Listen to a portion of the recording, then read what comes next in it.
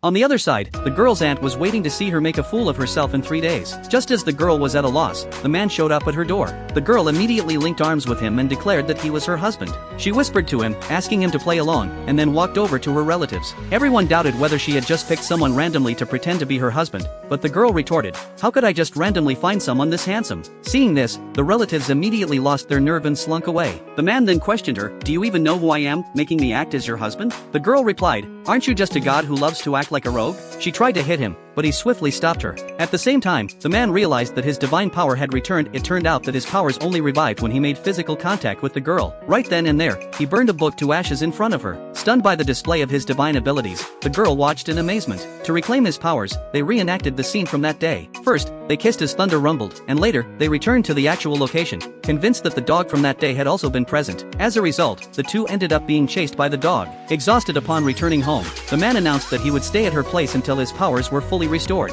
Seeing an opportunity, the girl decided to persuade him to marry her so she could inherit the family fortune. But just as she was about to discuss it with him, she found herself captivated by the sight of his well-defined abs. The man asked, "Like what you see?" Snapping out of her daze with an embarrassed giggle, the girl completely forgot what she had intended to say and decided to bring it up the next day. However, in the middle of the night, her cousin sent an assassin to attack her. Discovering the danger, the girl rushed to the man for help. Unfazed, he took her hand and activated his divine power. The moment the assassin fired, the bullet transformed into a shower of falling flower petals. With a snap of his fingers, the assassin vanished. To express her gratitude, the girl cooked him a bowl of noodles. The man claimed that gods never eat human food, yet in the next second, the bowl was completely empty. He then stubbornly insisted that it wasn't tasty. The girl thought to herself, "If it wasn't tasty, why did you eat it all so cleanly?"